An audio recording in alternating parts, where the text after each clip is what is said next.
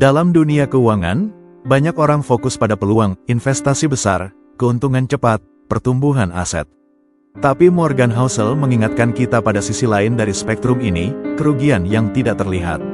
Kesalahan kecil yang diabaikan, keputusan sembrono yang tampak sepele, atau pola pikir impulsif yang terus berulang, semuanya bisa menghancurkan akumulasi kekayaan bertahun-tahun hanya dalam sekejap. Kehancuran finansial jarang terjadi karena satu kesalahan besar. Ia lebih sering muncul dari kesalahan kecil yang terus dibiarkan. Seperti bocoran kecil di kapal yang, jika diabaikan, bisa membuat kapal itu tenggelam. Dan yang paling berbahaya, kesalahan ini seringkali tidak terlihat atau tidak terasa saat sedang dilakukan. Bab ini mengajak kita untuk berhenti hanya memikirkan cara menjadi kaya, dan mulai fokus juga pada cara agar tidak kehilangan apa yang sudah kita bangun. Karena dalam keuangan, bertahan adalah kunci. Dan bertahan bukan soal keberuntungan, tapi soal disiplin, kesabaran, dan kesadaran akan risiko yang tidak selalu tampak. Dalam bab ini, kita akan menggali, mengapa menghindari kerugian lebih penting daripada mengejar keuntungan besar. Bagaimana bias optimisme bisa menjadi jebakan, pola pikir defensif dalam mengelola keuangan, dan cara sederhana untuk tetap aman di dunia yang penuh godaan finansial. Housel ingin kita menyadari bahwa kadang cara terbaik untuk menang adalah tidak kalah. Dan untuk itu, kita perlu mengenali bentuk-bentuk kesalahan yang tidak terlihat sebelum mereka menghancurkan segalanya. Mari kita mulai bab 33 dengan satu prinsip penting. Keamanan finansial bukanlah hasil dari keputusan spektakuler, melainkan dari kebiasaan kecil yang bijaksana dan berulang. Di akhir perjalanan panjang memahami uang, Morgan Housel mengingatkan kita pada satu kebenaran yang paling sederhana, namun paling sering kita abaikan: uang adalah alat. Bukan tujuan, bukan status, bukan makna hidup. Kita hidup di dunia yang menjadikan kekayaan sebagai ukuran keberhasilan. Tetapi, keberhasilan sejati adalah saat kamu bisa bangun setiap pagi dan merasa damai dengan dirimu sendiri, dengan pilihan-pilihanmu, dan dengan jalan hidup yang kamu pilih, bukan yang dipaksakan oleh orang lain. Kebebasan sejati bukanlah soal berhenti bekerja, melainkan soal kemampuan memilih kapan, di mana, dan dengan siapa kamu bekerja. Bukan soal tidak memiliki beban, melainkan memiliki kendali untuk menentukan beban mana yang layak dipikul. Bukan soal kaya raya, tapi merasa cukup, dan menjadi cukup. Bab 32 bukan sekadar tentang uang. Ia adalah ajakan untuk pulang. Pulang ke diri sendiri. Pulang ke nilai-nilai yang paling mendasar, ketenangan, kejujuran, relasi yang jujur, dan hidup yang penuh makna.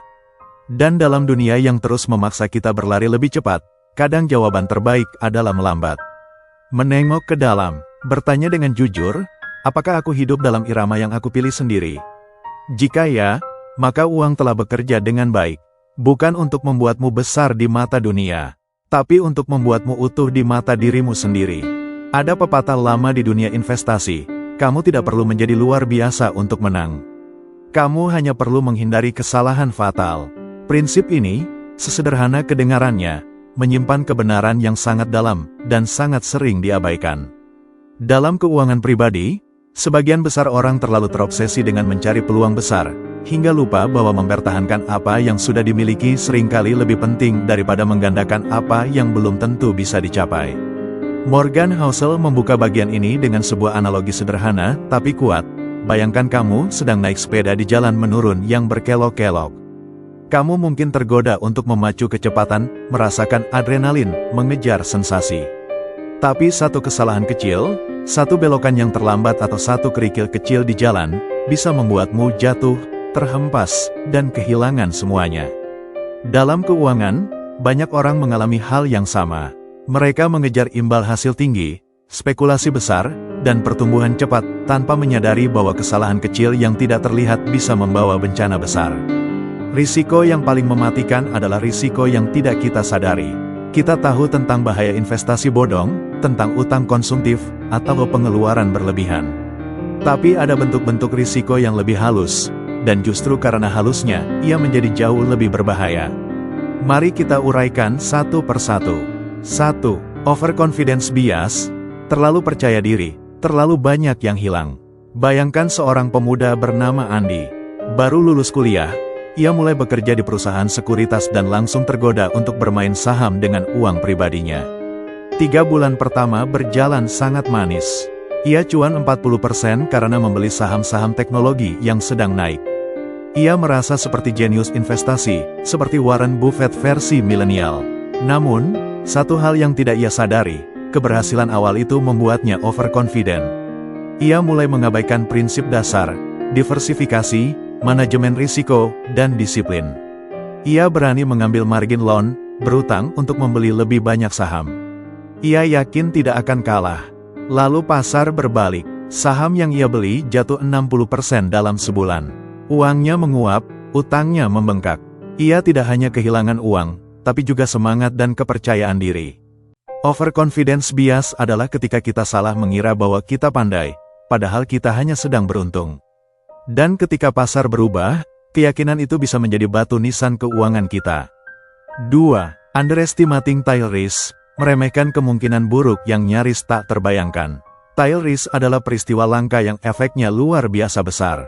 Bukan karena sering terjadi, tapi karena saat terjadi, ia menyapu semua yang telah kamu bangun.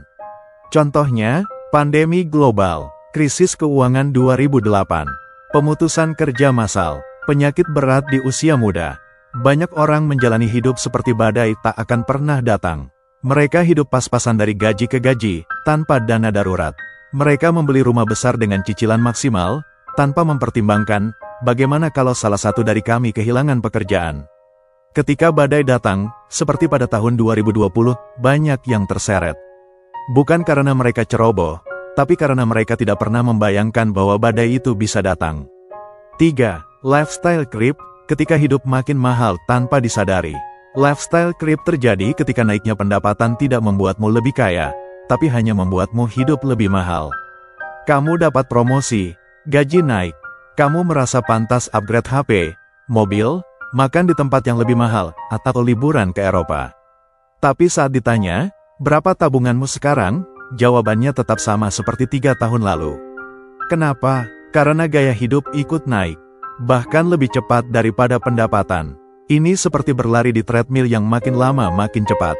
Kamu capek, tapi tidak sampai-sampai.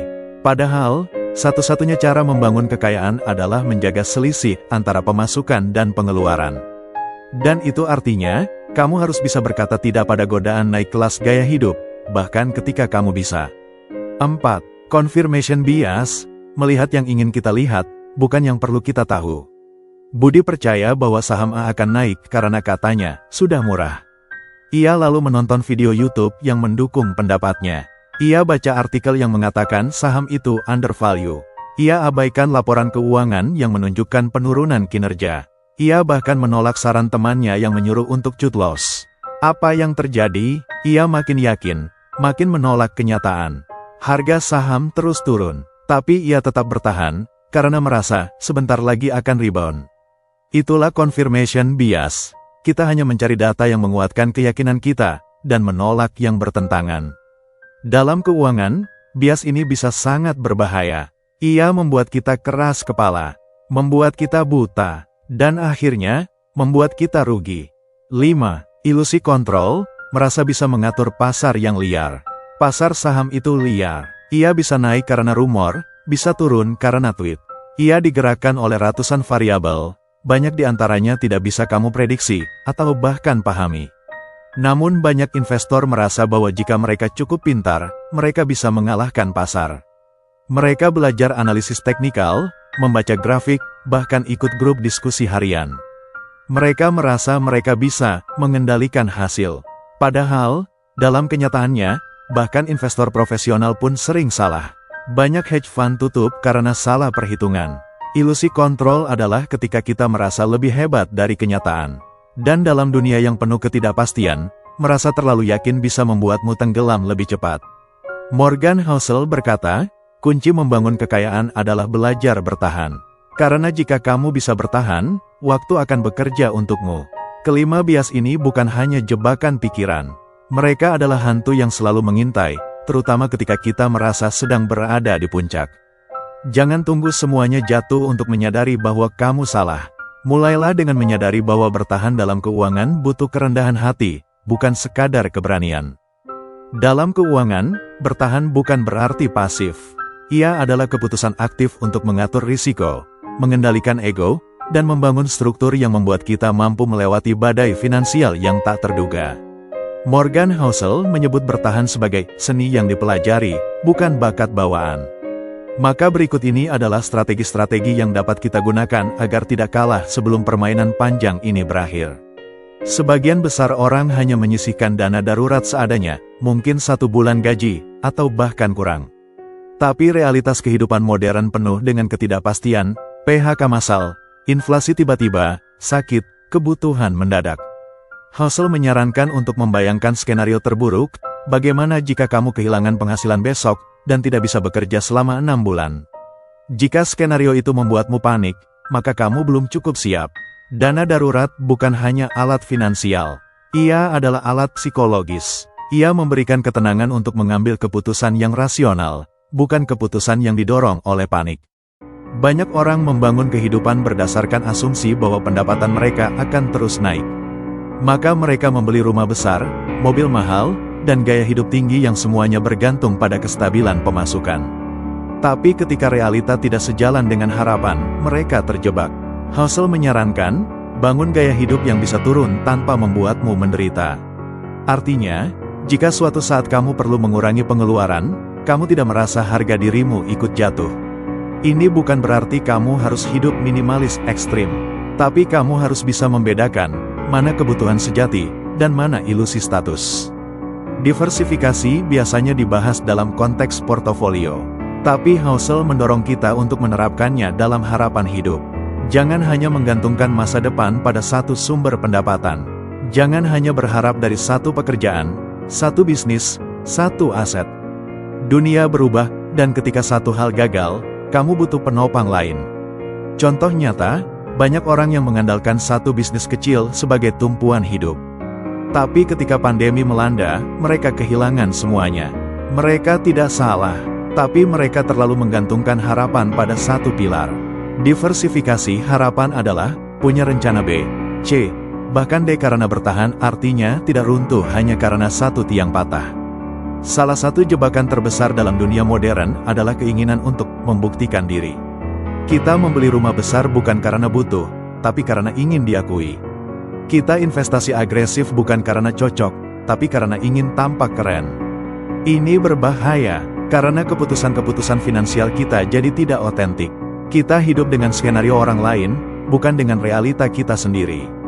Housel berkata, kebebasan finansial yang sejati lahir ketika kamu bisa membuat keputusan tanpa tekanan opini eksternal. Kamu tidak perlu membuktikan apa-apa kepada siapa-siapa. Dan ketika kamu lepas dari tekanan itu, kamu bisa membangun sistem keuangan yang benar-benar sesuai dengan nilai dan kebutuhanmu. Dalam dunia yang cepat dan keras, bertahan sering disalahartikan sebagai kelemahan. Tapi Housel mengingatkan, butuh keberanian untuk berkata tidak pada godaan. Untuk tetap tenang saat orang lain panik. Untuk sabar saat orang lain mengejar cepat. Bertahan bukanlah tanda ketakutan, tapi tanda kebijaksanaan. Karena pada akhirnya, kekayaan sejati bukan milik mereka yang paling cepat, tapi milik mereka yang paling lama bertahan. Kita tidak bisa mengendalikan masa depan. Kita tidak tahu apakah pasar akan naik atau turun. Apakah bisnis akan berhasil atau gagal, apakah hidup akan ramah atau kejam. Tapi kita bisa memilih untuk tidak membuat diri kita sendiri hancur sebelum waktunya.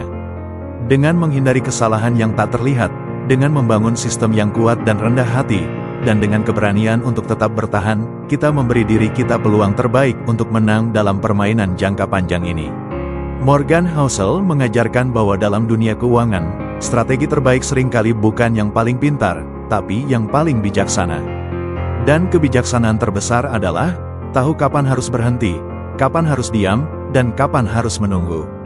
Itulah seni bertahan. Dan itu bukan keberuntungan, bukan kecerdasan luar biasa, yang membedakan mereka yang menang dari mereka yang tumbang. Semua orang bicara tentang pentingnya disiplin, pengetahuan, dan strategi. Tapi Housel menyadarkan kita bahwa mengelola ekspektasi adalah keterampilan paling penting dalam perjalanan keuangan. Salah satu penyebab stres terbesar dalam mengelola uang adalah harapan bahwa kita harus selalu benar. Bahwa kita harus selalu menang. Bahwa setiap keputusan harus rasional. Tapi uang, seperti hidup, penuh emosi. Kadang kamu membeli sesuatu yang kamu sesali. Kadang kamu salah hitung. Kadang kamu terlalu cepat panik.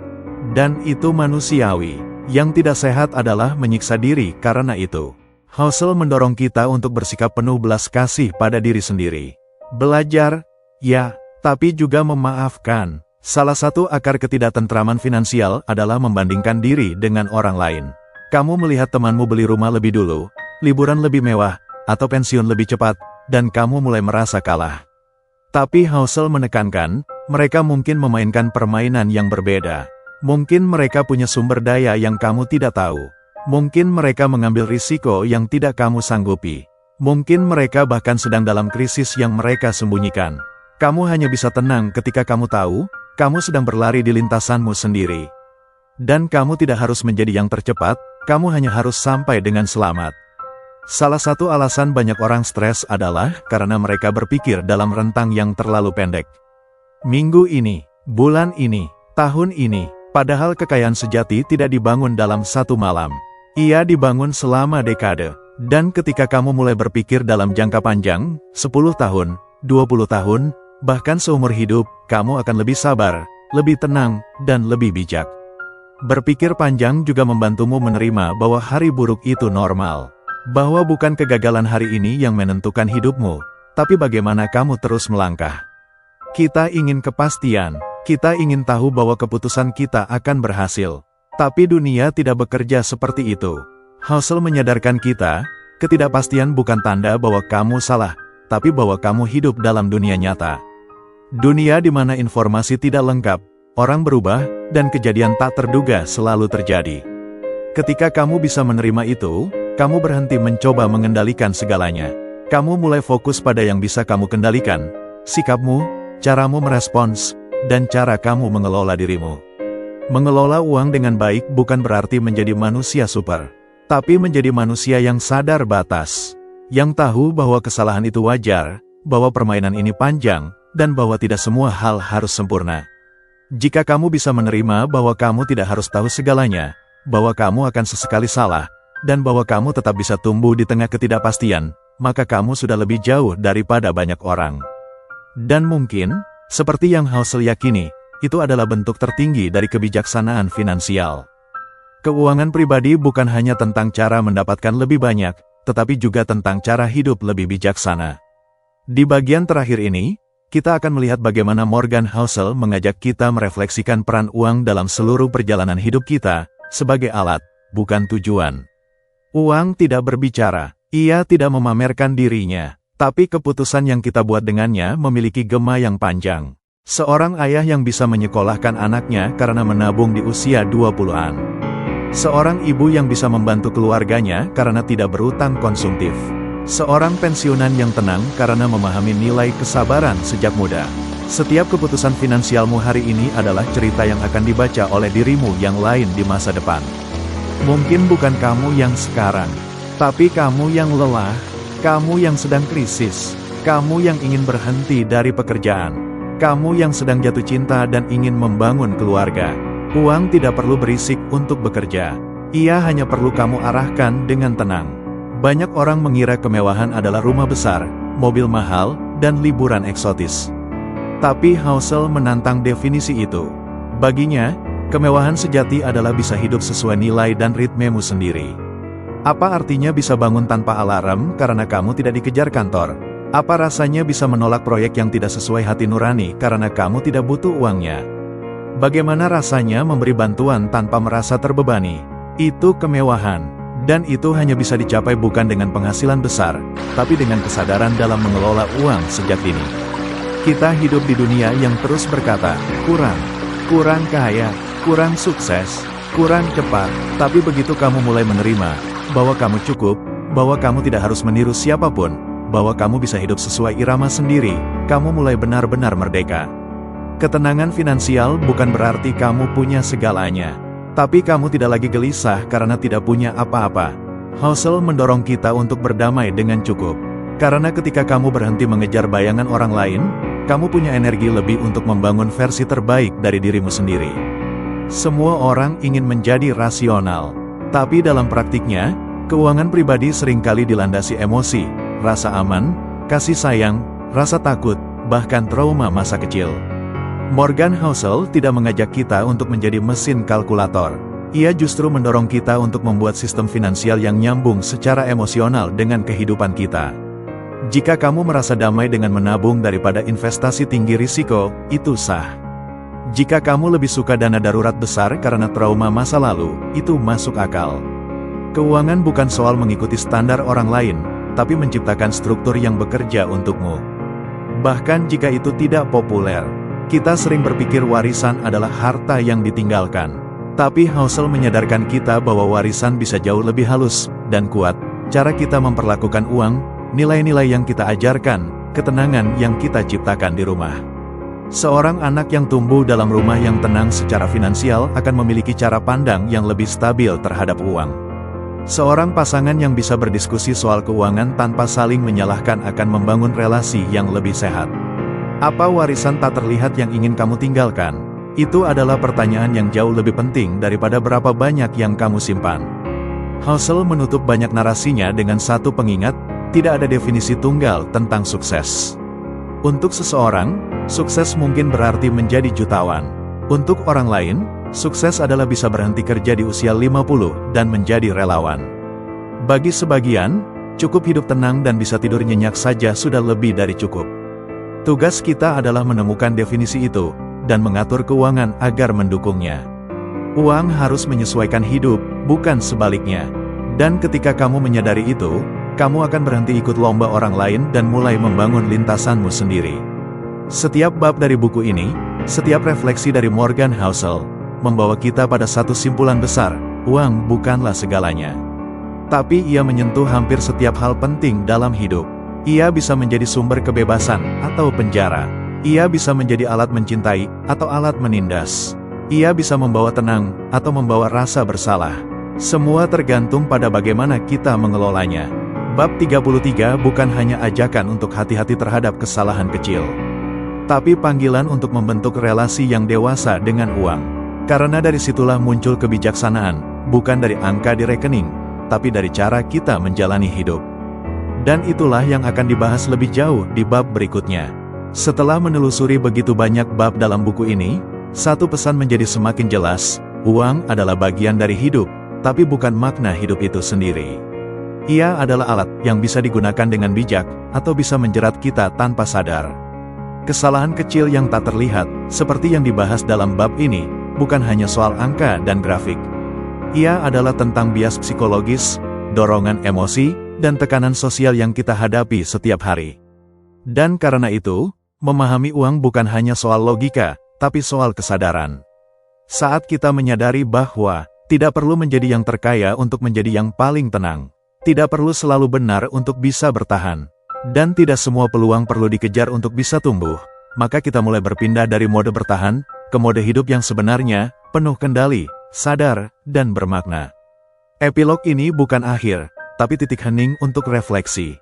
Apa arti cukup bagi dirimu? Apa gaya hidup yang ingin kamu pertahankan? Apa warisan nilai yang ingin kamu tinggalkan?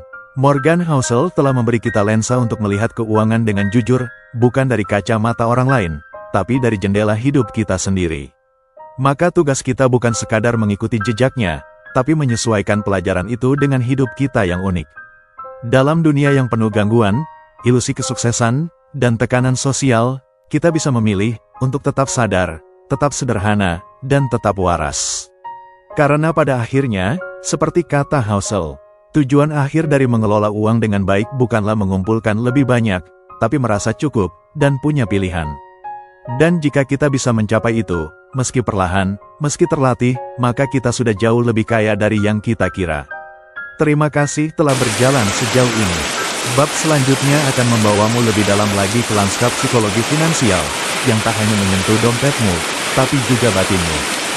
Jika kamu merasa bab ini menyentuh sisi terdalam dari cara pandangmu tentang uang dan hidup, izinkan satu permintaan kecil sebelum kita berpisah. Klik tombol suka agar lebih banyak orang bisa menemukan perspektif ini. Jangan lupa subscribe dan nyalakan lonceng agar kamu tidak ketinggalan bab selanjutnya dalam serial Psikologi Uang. Tulis di kolom komentar, keputusan keuangan apa yang paling kamu syukuri, dan kenapa. Simpan video ini, karena bisa jadi Kamu butuh mendengarnya lagi saat hidupmu sedang penuh tekanan. Dan jika kamu merasa video ini bermakna, bagikan pada satu orang yang kamu sayangi. Karena bisa jadi, refleksi kecil ini bisa mengubah arah keputusan besar mereka. Terima kasih telah berjalan sejauh ini. Tetap sadar, tetap waras, dan jangan lelah menjadi bijaksana.